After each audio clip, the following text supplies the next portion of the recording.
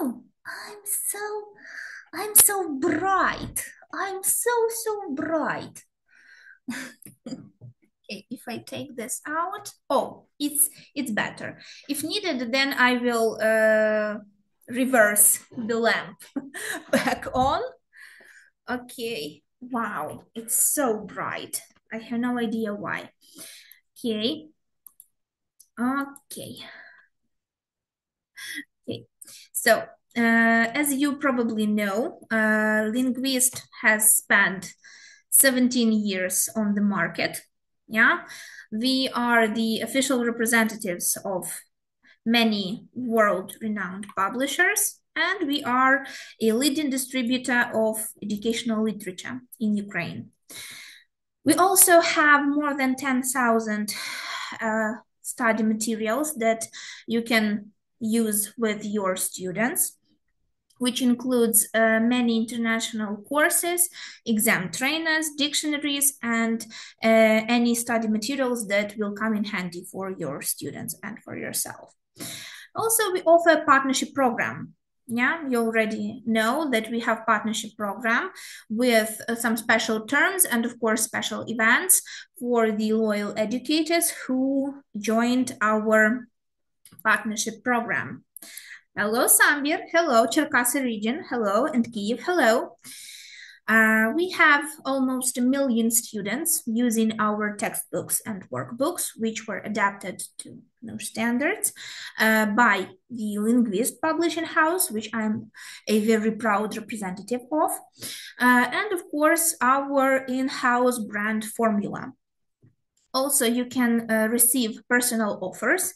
We assign a manager for our clients, which in turn helps you get tiered discounts and, of course, quick delivery all around Ukraine when we can, yeah, when it's the season to order lots of workbooks, books, and many other materials. The delivery may not be very quick, but of course, Nova Poshta does as best as it can.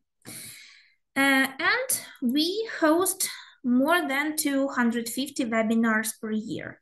Also, we host the all Ukrainian conferences, such as Linguist United Conference Ukraine, LUKU, in spring, and of course, our back to school conferences in August. Okay, as you can see, Lingvist provides a wide variety of materials in many different languages, such as English, of course, German, French, Spanish, Italian, Polish. Hello. And of course, our in-house brand formula provides materials for learning ICT, math, and science. Okay, hello everyone, hello. So, can you tell me, do you see my screen without any elements that shouldn't be there? Is my screen visible for all of you? Okay, thank you, because one of my colleagues had some problems with how Zoom was displaying her presentation, so I'm just checking to make sure that you can see my presentation without any problems. Thank you, everyone. Thank you. So, I think we can start, yeah, without lots of delays, we can start, yeah? So, I like to think of this webinar as a continuation, yeah, a second part of the webinar I had in November, which was also about NMT English. It was all about reading, but today, right now, tonight, yeah, we will be talking about use of English. So, I think you all took part, yeah, and in preparing your students for NMT, but also previously for ZNO, yeah. So, can you tell me in the chat box what was the biggest problem that your students encountered while preparing for NMT. So I'm not talking about sections like reading, use of English, listening or writing, just the concrete examples that you can tell me. While you are thinking about it, while you are typing your answers, as usual, a little bit about me. I have about 10 years of experience working in English language field. Yeah, I've worked with NUSH in primary and in secondary school. I still work, but mostly with teachers, not students, and with the books that they use. Yeah, I have experience in teaching different age groups. I use and very much enjoy doing so digital resources and online activities in my line of work. And in my humble opinion, as I usually like to say, I'm an expert in creating some engaging materials for the students. Okay, so your questions which always revolve around obtaining a certificate. So as usual, 2 days after the webinar, so usually we have a webinar on a Tuesday, and on Thursday you receive an email from Lingvіст in which you will be given a link to a Google form, yeah, that you need to fill out. After you press надіслати, you get a link that leads you to a folder with all of the certificates. To make your search for your certificate easier, remember which language you used when you were writing down your name and surname when you were registering for the webinar. And of course, use a folder which is called для швидкого пошуку and an Excel document in it which is called перелік учасників. Because everyone who registered and attended a webinar would be there, and you can look through the list and find your certificate. My advice is to look for your certificate when you are on your laptop or on your computer, because phones, for some reason, stop at about 100-person mark. So after you reach number 100 on the list, somehow it stops from going further. Okay, so again, December 12th, you will receive an email, you fill out the form, then you go to the folder with the certificates, find your certificate, download it. If you have any problems, contact me. I will be happy to help. So I will go to your answers, but I will quickly give you a rundown of today's meeting, today's webinar.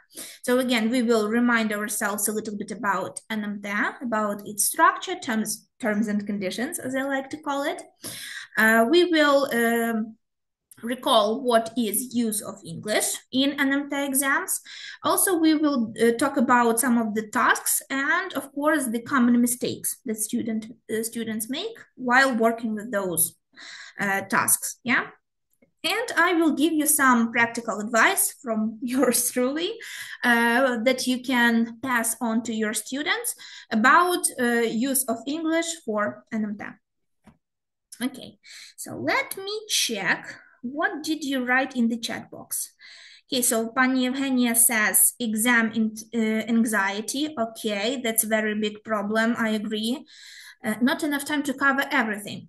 That's why I usually, when someone asks me, be it a parent or be it a fellow colleague, when they ask me about when should somebody start preparing for NMT, I say that ideally, it should be like the ending of the 9th grade, the beginning of 10th grade. But of course, most students decide to pass English like at the beginning of the 11th grade, and that's why they have less time. Usually, I also say that if you can, start in the summer, so not in September, but start in summer, maybe June, July, so not just in September when the school year starts. Give yourself more time. Okay, let's see. Lack of vocabulary, good, okay. That's one of the problems. You can check out my article that was posted today on the Lingvist Facebook page and on publishing.lingvist.ua website, where I cover some of these problems that you have written about in the comment box. Okay, grammar aspect, especially articles, prepositions. I agree. My students also had that problem. Idioms, phrasal verbs, lack of vocabulary. Okay. Hello, everyone. I'm not passing you by. I'm just looking for the answers that other students, other teachers, sorry, gave me in the chat box. Okay. Hello. So mostly it's lack of vocabulary and it's grammar. Yeah, so grammar sections that were either missed or not worked on properly when your students were covering those topics during their school years. Yeah. Because let's be honest, articles are learned in the secondary school, yeah, and they are revised in high school, yeah, in grade 9 or 10, somewhere like that. And of course, yeah, the prepositions, they have a mind of their own sometimes, right? And when we mention, yeah, phrasal verbs and idioms, you just need to learn them by heart, yeah? So it is what it is. Okay, so according to the Ministry of Education, what do we have? The procedure was already decided for NMT 2025. The document was signed by our president, and as far as I know, there are no indications that the process would be changed in any way, at least for 2025. But I heard and I read from one of the news portals that our Ministry of Education plans to bring back the format that was used for ZNO back when the war is over, when everything goes back to normal, but they still want to maintain the computer option of the exam. Yeah, so they won't be bringing back the printed workbooks for students to use. They will be remaining with the computer option of the test. And for me, as I was one of those high schoolers who was passing the NEO with the printed option, yeah, with the printed workbook. I think it's, while yes, the computer age is among us, yeah, and maybe it's easier, yeah, to keep everything in the computer, and of course the results can be seen by students almost instantly after finishing the tasks. I still think that if some students for some students it's easier to comprehend the material when it's on a material that they can touch, yeah, that they can take into their hands, and so on and so on. Also, they also plan, the Ministry of Education, I mean, they also plan to go back to the ZNO version of NMT, which revolves around a student passing one subject in one day. So it won't be like 4 subjects in one day and one after the other, but it would be like ZNO format, but with electronic tests. Okay, so the terms and conditions, yeah, as I like to call them. So 3+1 system. For our students, we have some mandatory subjects that students need to write, to pass. And of course, one is up for their choosing. The time frames are changed from the previous year and the year before. So 2 hours for the test, 20-minute break, and another 2 hours for the test. And of course, in those 2 hours, your students can, I'm sorry, I will try to shift the camera a little bit. It didn't help, sorry. So, your students in those 2 hours, they can like choose their own times in which they will be. Okay, I'm sorry, I'm trying to find the best way to work here, but the light for some reason decides to play games with me. Okay, so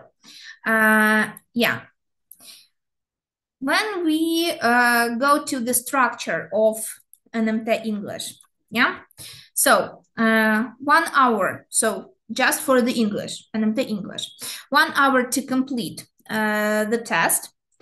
We have no listening task, we have no writing task, reading and use of English. Sorry, I will try to shift the camera just a little bit.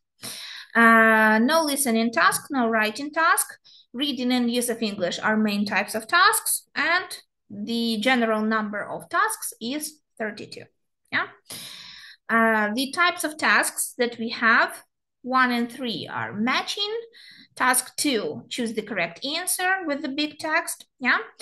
Task 4, fill in the blanks, and the ones that we are interested the most in for today are tasks 5 and 6. That revolve around choosing the correct option, about vocabulary and grammar. And when we mention use of English, so what is it actually? What is use of English that most of the students are so scared of when it comes to writing, to doing this exam? So it's a part of English NMT, which consists of 2 tasks that we mentioned before, grammar and vocabulary. It's all about multiple choice tasks. So our students have 4 options to choose from, and they need to choose just one which will fit the blank space correctly. Use of English shows how much your students actually know about the use of language that they have studied. And the level of the tasks usually is somewhere between B1, B2. Mostly, yes, it's supposed to be B1, because when we look at the program for the schools in Ukraine, most students that finish high school, they should have level B1, a full level B1. But some tasks sometimes can be closer to B1 plus or even B2. When it was ZNO, the students had the possibility to choose the level of the tasks that they wanted to pass. Those who studied English in a general amount of hours, that had 2-3 hours a week, usually they were doing like the normal level, general English. But those who were studying in a language schools or lyceums, or any other schools which had some specifications, I will call it that, they were able to choose a higher level, like an academic level of ZNO for English. So right now, seeing as there is no possibility to modify the test to make sure that some students will get this level or that level. They are mixing it up a little bit to like make things in their eyes, make things easier. Okay, so remember I asked you about the problems that your students encounter when preparing for the NO or NMT, yeah? So, according to the reports that the Ukrainian Center of Educational Quality and Assessment of High School Students, yeah? So, UYACO, I think it's called in Ukrainian, yeah, the abbreviation of it. They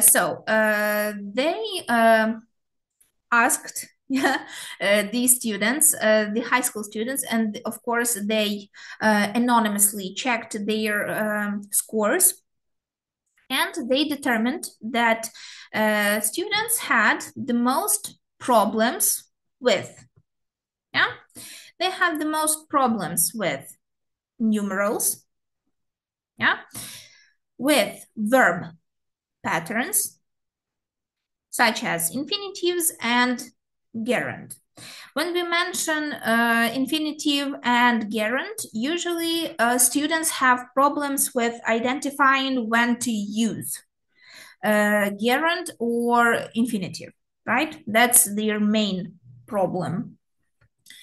Next, we have pronouns, but not just our usual pronouns as in he, she, it, we, you, they, but their forms. Yeah, there are different forms. Possessive pronouns, objective pronouns, and so on and so on. Yeah. Next, of course, somebody mentioned in the comments, yeah, the use of articles, when they should use the articles, when they should omit the articles. So things like that. Idioms, it was one of the biggest ones. So we know that idioms are phrases, yeah, combination of words that have their own meaning in English, yeah. Next, we have prepositions, which was also mentioned in the chat box in your answers, yeah, and the usage of prepositions in phrasal verbs, yeah. Also, tenses and their use. Yeah, so usually students they aren't sure which tense is used where and how to better use which tense where. I know that I make no sense. Yeah, so they are not sure which tense works better in which part of the sentence. And for some reason, they find it hard to see the sentence that they are working with, to see it, yeah, and to find some of the clues that tell them which grammar tense is better used there, yeah. So usually when I explain to my students how you can determine if you are working in the grammar part of use of English in the ZNO or in NMT test, I usually tell my students, so look at the sentence and see if they have any adverbs. Yeah, if they are indicating if the action is finished, or if it's not, if it's still continuing, or maybe you have information about how often it happens, and so on and so on. So it's many different aspects, but when you tell your students about some of the ways that they can check where that sentence is living, yeah, in the grammar tense world, they find it easier to work with sentences and with tasks like these. Okay, word formation, yeah, so adding suffixes, prefixes, endings, and how those operations change the word that we have, yeah, because we know that in English you can add an ending to a verb and then it transforms into noun, yeah? Or you add a suffix or a prefix or prefix, yeah? And suddenly from a noun, you get an adjective. So it's different, yeah? Next, we have passive voice, which is definitely one of the biggest problems. And we also have synonyms. I haven't mentioned modal verbs here because usually I not associate, but I add them to the tenses and their use, because we know that modal verbs usually depend on the tenses, yeah, because mostly they're used in present tenses and sometimes in the future, but a few of them are only used in the past tenses, and so on and so on. But yeah, modal verbs are also very popular between students as a topic that creates a lot of misunderstanding. Okay, so I will cover a few of the more common mistakes that students make. If you want to learn a little bit more about it, you can check out the recording of my webinar that I had during Linguist Back to School conference. And of course, the LUCU conference that we had this spring, I also talked about use of English. So check that out. Okay, so we know many different types of prepositions, yeah? So there are 10 types of prepositions in English. We will cover them very quickly. So it's simple prepositions, yeah? They are usually one words. So in, on, at, yeah? The most common ones. We also have double prepositions. So these are mostly two-word prepositions, yeah, such as outside of, from behind, and so on and so on. Yeah, so they are comprised of two prepositions. We also have compound prepositions, yeah? So these prepositions contain more than two words. The examples can be in place of, in addition to, and so on and so on. Next, we have the participle prepositions. So what is it? Yeah, what is participle preposition? Hello everyone in the chat box. Thank you for joining us. The compound prepositions, they are prepositions that contain more than these prepositions use mostly the ing forms of a verb, and they look like including, regarding, and so on and so on. But also we have phrasal prepositions, yeah, so it's a whole phrase, yeah, that works as a preposition. Also, we have an absolute preposition. So these prepositions are mostly used with nouns or pronouns to create an absolute phrase, which has its own subject-verb relationships within the sentence, yeah? Such as the sun having set, and so on and so on. Also, we have prepositional verbs. Yeah, so we have look after, rely on, so it's a verb with plus preposition that has its own meaning, yeah? It's a correlative preposition, correlative, yeah? So these are the pair of words that work together that create combinations such as, yeah, both and, either or, neither nor, and so on and so on. We also have subordinate prepositions, yeah. So they are preposition phrases which act like adverbs. such as in order to, so as to, and so on and so on. We also have injectional prepositions, yeah? These prepositions are usually phrases that are used to emphasize a point, yeah? Such as mind you, believe it or not, and so on, yeah? And yeah, so these are many different types of prepositions, and it's not the end of it, yeah? But I want to share with you some of the most commonly misused prepositions and give you and your students some advice on how you can differentiate between them, yeah? So first pair is on and at. So remember that on is used to indicate a location, whilst at is used for a specific point. So we know that location is usually a general thing, yeah? But when we talk about a specific point, it's a specific place.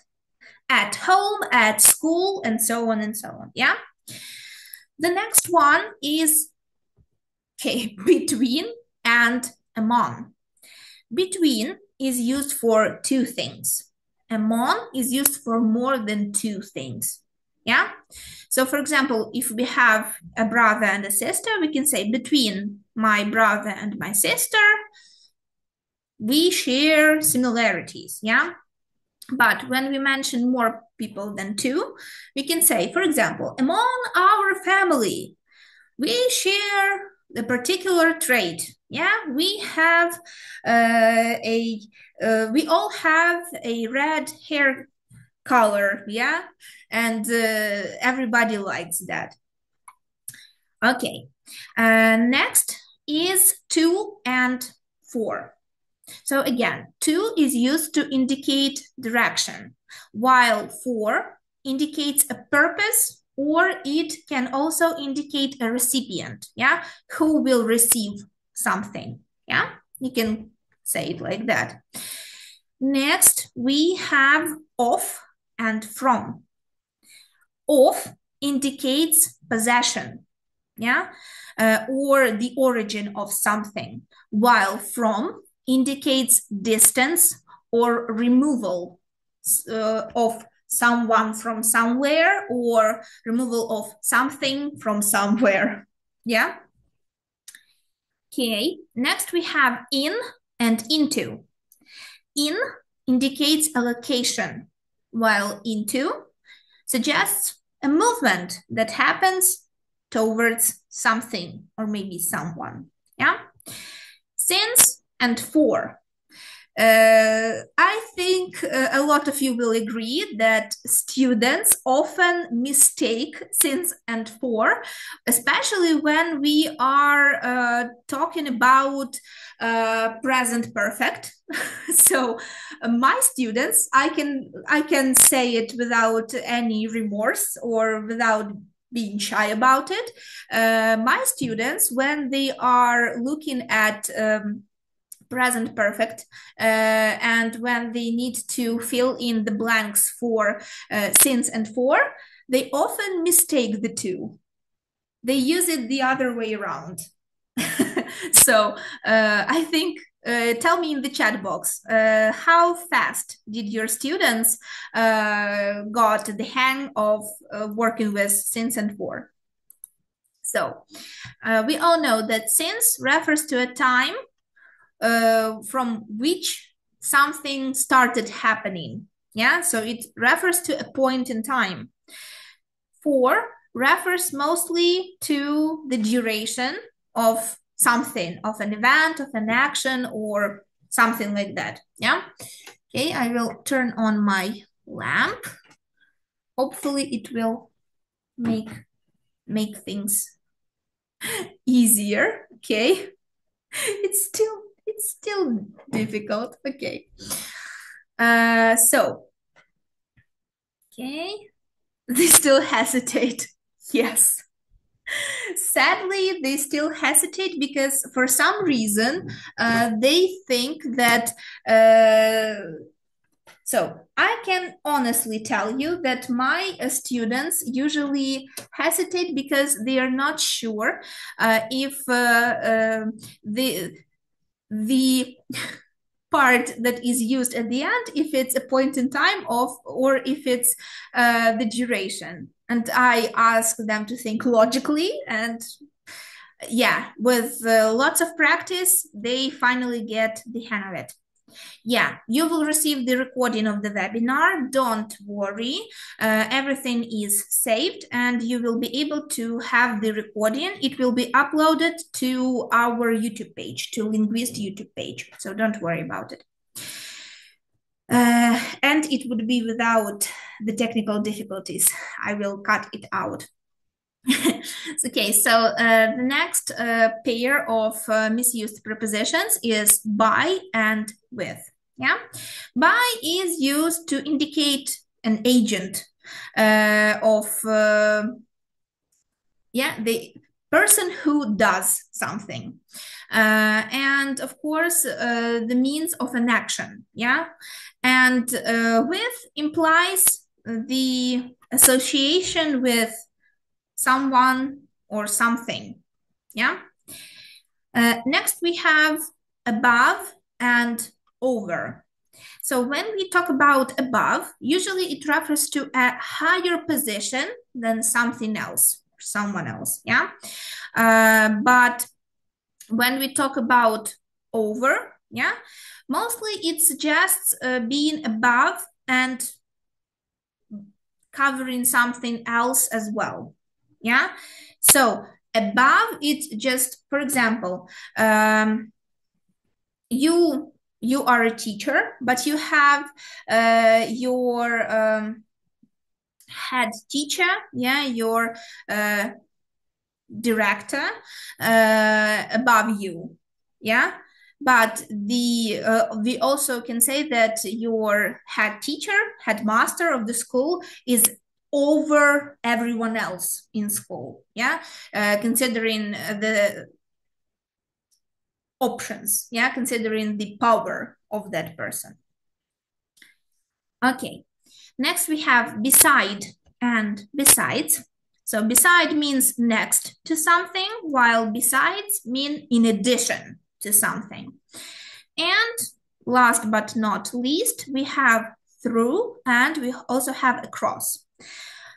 So through suggests movement within or passing through something, yeah? While across suggests movement from one side to the other. Okay, so how to master prepositions? Yeah, how can you do that? So learn the basic meanings, so your students, how they can master prepositions. So learn the basic meanings of the prepositions. They can divide them by groups and learn them that way, or they can learn it however it's easier for them. Of course, study phrasal prepositions. Yeah, so learn them together as a phrase and remember what they mean. It makes things so much easier. Of course, lots of reading, because when students see examples of those things being used, they have connection, a meaningful connection in their head. Next, we have observe natural usage of prepositions. They can have that through reading, or they can have it through listening or watching some authentic materials. Then we have learn phrases, not just words. Yeah. Also, study specific usage rules. So why study specific usage rules? It means that some prepositions, we all know that, have a specific, unique usage to them depending on the phrase. Yeah, so sometimes the preposition to is followed by an infinitive verb that often requires a gerund form. For example, I'm looking forward to seeing you. Yeah. Of course, use dictionaries, because in dictionaries you can find a lot of the examples and of course lots of meanings. Practice regularly. Practice, practice, practice. Always practice. Phrasal verbs is a very different topic and difficult also because we can have take, we can have off, and when we put them together, we have a phrase take off, which can be used for planes or for the action of taking off the clothes, yeah, undressing. We also have, for example, put and on. And when we place it together, we have put on, which means dressing up. Yeah, so the main characteristic of a phrasal verb is basically the presence of multiple words in an expression. Usually it's two, but sometimes there can be three or more. And a particle or a adverb, which follows the main verb, typically changes its meaning pretty significantly. So, break. I put Ukrainian here, so it's easier to comprehend, yeah? Break. Ламати. Break up. Розлучатися, yeah? Break out. Спалахувати, вибухати. Break away. Вириватися звідкись. Break down. Ламати, розбивати. So when students look at these combinations, they're like, what's going on? Just like me, who had a few second electricity disappearance, and I was like, what happened? So, how can your students master phrasal verbs? Life hacks from me, yeah? So, of course, group your phrasal verbs. So, organize phrasal verbs based on their particles. For example, all of the verbs that can be used with off and their meanings, all of the verbs that can be used with up and their meanings, yeah? Or your students can group them by the meaning that is put into the phrasal verb. So again, it all depends on what is easier for your student. Next, we have focusing on the common verbs. Use the already existing verbs in your vocabulary. For your students, of course, this works better, yeah, to use the verbs that your students already know and learn phrasal verbs based on those verbs already. Then we have using associations. Yeah, so connect phrasal verbs to some images or maybe to some of the stories that your students have already in their mind, yeah? And of course, last but not least, learn things gradually. Why? Because learning every phrasal verb or every use of preposition even, yeah? It's not going to happen as easy as your students are hoping for to happen. Because when you try to learn everything at once, it only will lead your students to disaster. So, yeah, focus on the most important ones first. Okay, grammar. Yeah, so what was the most problematic topic for the students all of the time? It's grammar, yeah? So while for us it's maybe somewhat easier, but I can tell you without any doubt that even I, sometimes when I was working with the tasks from ZNO in previous years, there were situations where I also was questioning my knowledge. And okay, when I was like, how do I say this? Yeah, I was not sure of my knowledge and my abilities as an English teacher, because some of the tasks that appear in ZNO and NMT, they are not as easy to work with. Okay, so when we mention the most common mistakes in grammar, it's the incorrect use of the tenses or not fully understanding the proper usage of tenses, not understanding all of the specifics, yeah, when, in which circumstances each tense should be used. So And the second problem, the second mistake is tied to the first one. So inability to rephrase.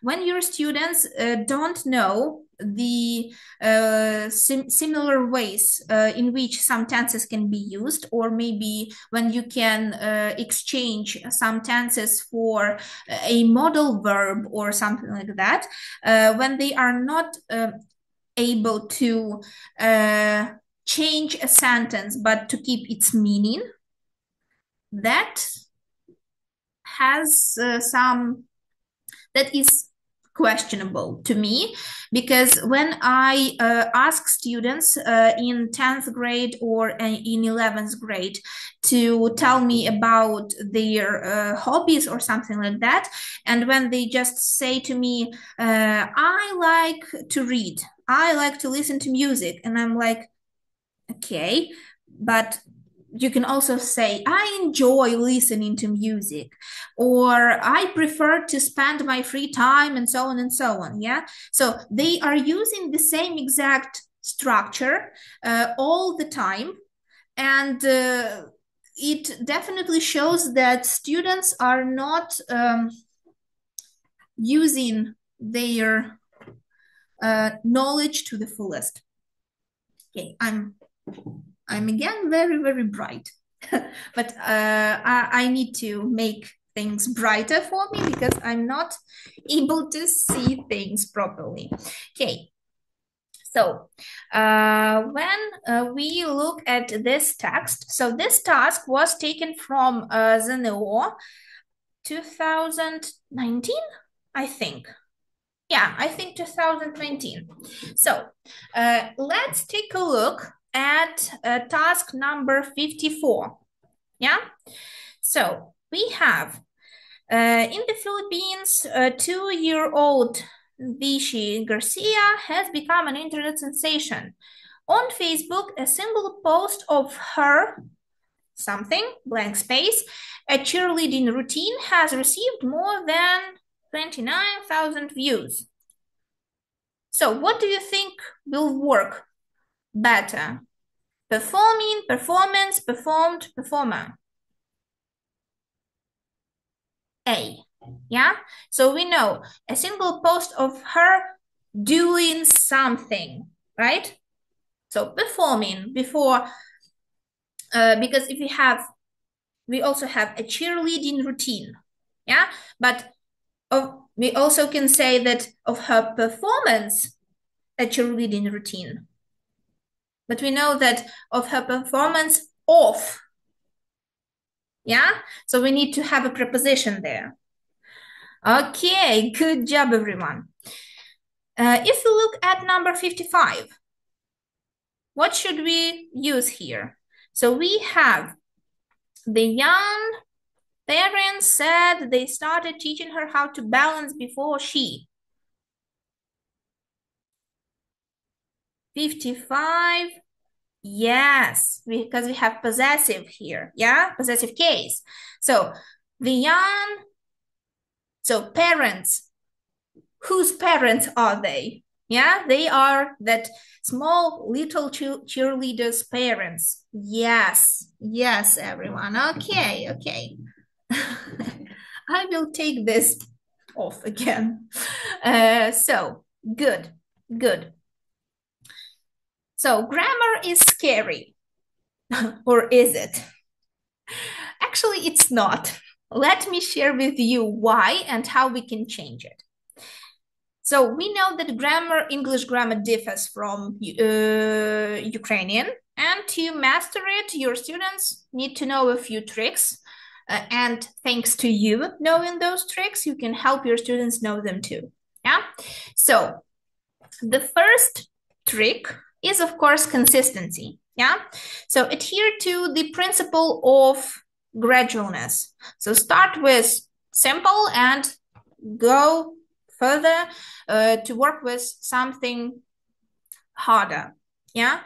And of course, don't skip any parts when you revise material, because your students may tell you that they know it, that they remember it, but Practice tells me, experience tells me that more often than not, they don't. Next, we have understanding the material. It perfectly ties to consistency, yeah? So that's why your students need to revise things that they have studied before. And of course, we need to check if they understand everything properly, yeah? Third part is, of course, practice. Without practice, there's no results, yeah? Because I think everyone knows that if you don't prepare for anything, then there is no result that you expect to get, yeah? Next, we have regularity. So regularity revolves around having regular sessions that help your students revise things, yeah? Of course, they can have sessions with you as a teacher, but they also can have self-study sessions where they revise the rules when they work with tasks by themselves, yeah? Next, we have don't be afraid to make mistakes, yeah, because everyone makes mistakes and you learn on those mistakes. You learn how to turn your mistakes into something better, yeah. So here you're correct. Practice makes perfect, yeah. And last but not least, again, it's communication, yeah. So if your student has some problems, he or she shouldn't be afraid to tell you about those problems.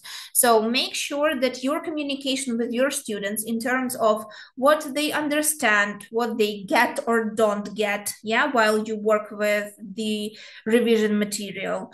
If they have any problems working with tasks or sentences or so on and so on, of course, make sure to communicate it with them and help them understand that they need to communicate with you back. Because if they tell you, oh, yeah, I understand everything, and they just nod their head, but in reality, they are like not here, they are somewhere outside, then it's a problem. Okay, now let's check what you have learned. We will do 2 tasks from each topic, from each task, yeah, 2 sentences from each task. Okay, so here we have a text. It's use of English task from our book, The NOA Leader Tests B1. And it's taken from the use of English part. So we have a text which is called spilling the beans. Yeah, so telling somebody's secret. Yeah, so we have sentences. Celebrity gossip is a big business today. There are lots of magazines focused on finding out some secrets about the lives of celebrities. But have you ever wondered who started gossiping? And we have number 44. We have personally, personnel, personal, and personality. I see lots of C's. Yeah, because we need an adjective here, right? So we need to say which lives. Yeah, so personal lives. Good, everyone, good. Let's look at number 45. There were just 2 Lowella Parson and Hadda Hopper. So we have woman, women, women's, women's.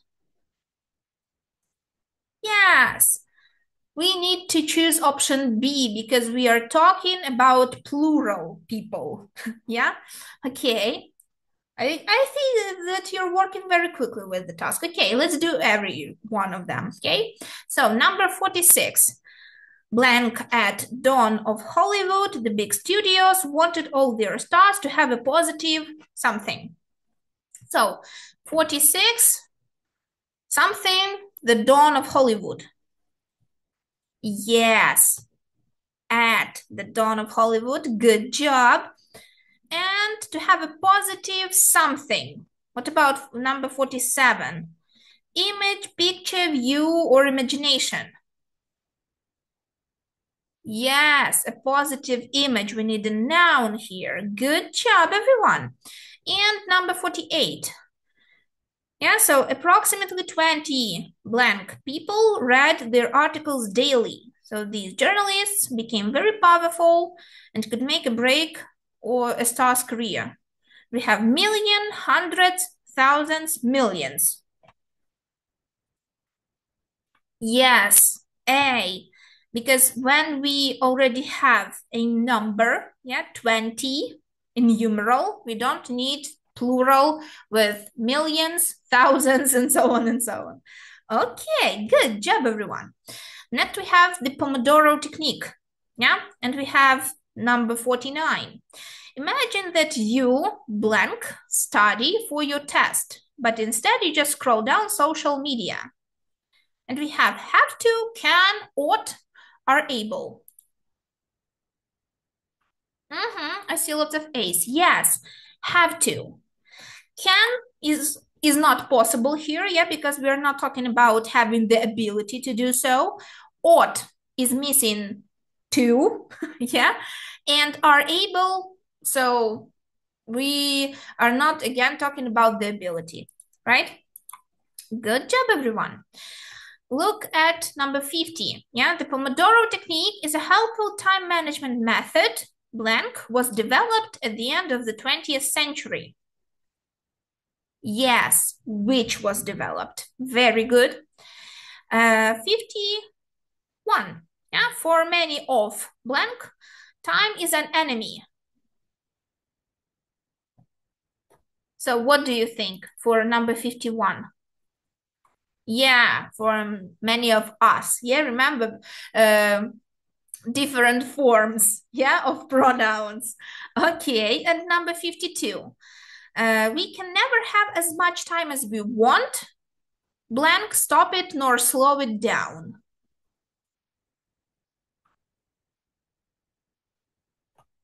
D. Yes, neither, because we have nor, yeah? They always work together. They are always in pairs. Okay, good job, everyone. And 53, yeah? Try this method next time you realize that you blank better study. And we have should, ought, would, had. So D, A, should better study or had better study? Yeah, had better study. Good job, everyone. Good job. So, again, if you need me, you can contact me by using my email, by using my mobile phone. You know that I'm always happy to help whoever needs my help. You're welcome. You're welcome. Thank you all so much for joining me, for staying with me, even with the power outage. And if you need to, you can order our ZNO Leader tests B1 and B2 for additional practice with your students. Okay, thank you, everyone. Thank you, everyone. Have a safe winter holiday. And I hope to see you very, very soon in January at my next webinar. Yeah, thank you, everyone. Thank you, everyone. Have a nice evening. Goodbye.